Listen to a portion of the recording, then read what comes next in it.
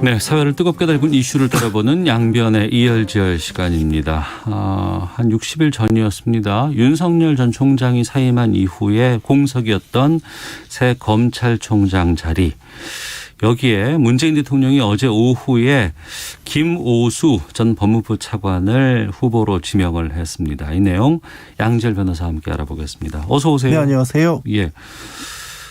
추천위가 있었고 그 전부터 언론에서는 상당히 여기에 대한 관심들이 많았습니다. 네. 이성윤 서울지검장이 될 거다라는 우려도 나오기도 하고 했었는데 추천위를 까보니까는 그 전에 좀 상황은 달랐고 김오수 전 차관이 지명이 됐습니다. 어떻게 보세요?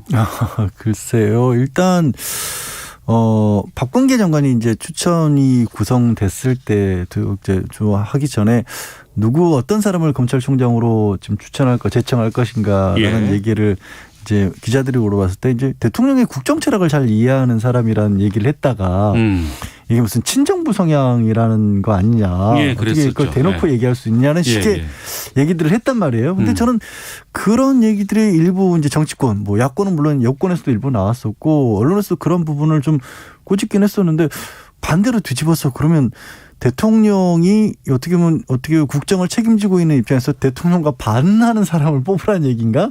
약간 좀 그것도 의아하기도 했고 네. 아마도 이제 그분들이 생각하는 것은 검찰이 권력형 비리나 이런 부분들도 객관적으로 수사할 수 있어야 되는데 수사권 독립 인정해 달라 이런 거겠죠. 그런 얘기를 하고 싶었던 것 같긴 합니다만 그런데 현실적으로 그것도 앞뒤가 안 맞는 게요. 지금 고위공직자에 대해서는 공수처가 출범을 했습니다. 그렇죠. 그것도 옛날 생각인 거예요. 사실 저는 그때 그런 얘기 왜 이 말씀을 꺼냈냐면 그런 얘기들이 나올 때마다 지금까지 추진해왔고 제도로도 만들어졌고 이제 100일이 넘어선 공수처도 그렇고 검경 수사권 조정으로 경찰의 독립된 수사권 가지고 된 부분들도 그러네요. 인정을 안 하는 것처럼 보이는 거예요. 검찰이 그걸 제대로 해야지라는 쪽에 계속해서 과거에 좀 옛날 얘기거든요. 사실은 이미 옛날 얘기가 돼야 되는 얘기거든요. 그래서 아니 검찰은 이제 그런 역할을 안 하겠다는 건데 검찰이 무슨 수사를 막고자 청와대를 향한 수사를 막고자 친정부 성향 인사를 안 친다라는 얘기가 아직도 나올까 좀 답답할 정도이고요. 네. 어쨌든 그 얘기에서 계속 이어서 말씀을 드리자면 결국에는 대통령의 검찰과 관련된 국정 철학이 무엇인지는 명백하잖아요. 본인이 책도 쓰셨습니다. 어떻게 검찰의 방향에 나가야 될지는. 그래서 그 부분은 이제 이른바 제도적으로 검찰 개혁을 하는 부분도 있지만 내부에서도 그 제도에 맞춰서 일을 해줄 사람을 찾는다는 뜻이었을 것이고요. 박범계 장관은 그래서 결국에는 이제 4명의 후보자 추천위원회에서 올라갔던 인물 중에 김오수 전 법무부 차관을 선택한 것이 아닌가. 오히려 저는 거의 답이 정해져 있었던 게 아닌가 싶을 정도입니다. 네.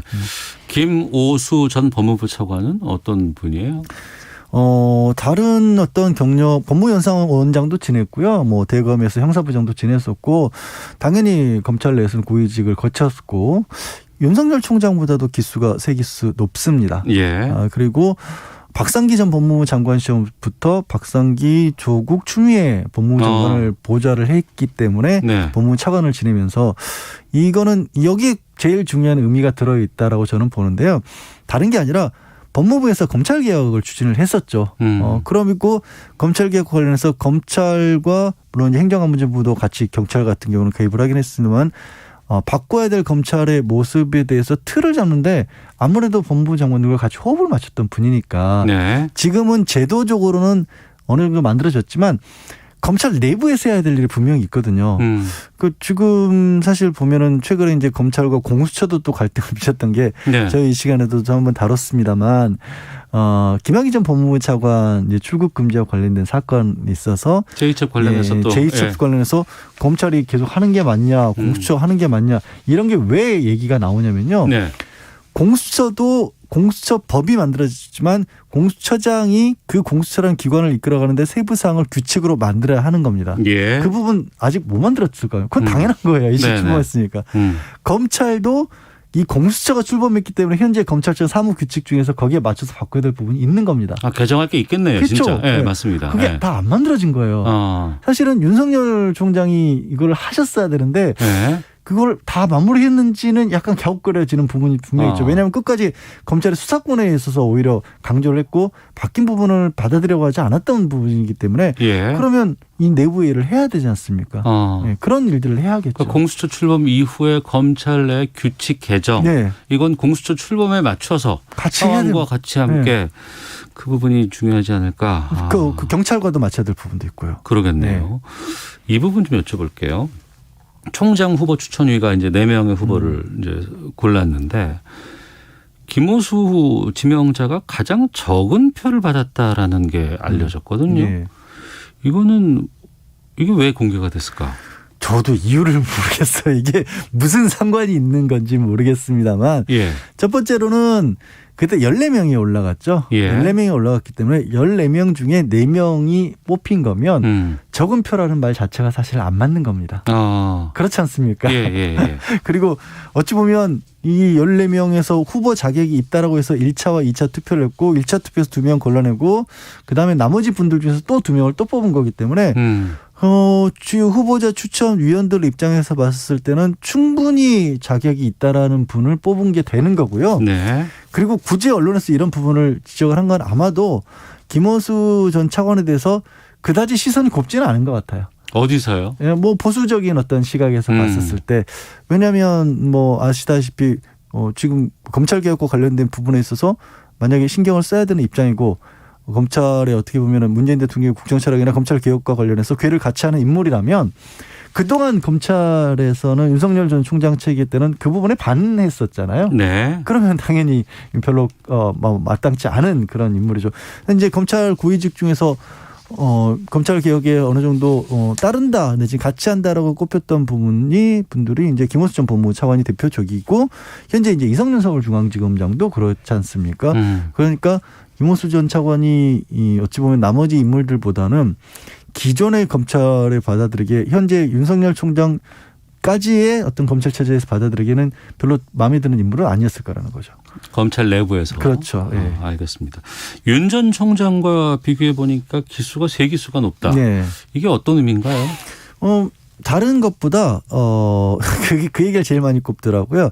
지금 현재 이제 이성윤 지검장 같은 경우도 탈락은 했지만 기수가 낮기 때문에 이제 누군가가 검찰총장이 되면 지금 뭐 고쳐야 될 문화고 옛날 얘기 지금 자꾸 옛날 더 이상은 이런 얘기가 안 나와야 될 얘기들이 계속 반복되고 있는 거긴 합니다만 네.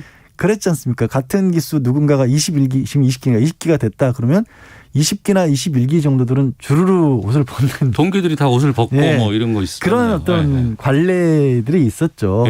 그런데 이번에 나머지 분들은 뭐 23기, 24기 이렇거든요. 윤석열 총장도 23기였고 그래서 현재 남아있는 분들 입장에서는 그런 관례 때문에 자리를 떠날 이유는 없어진 겁니다.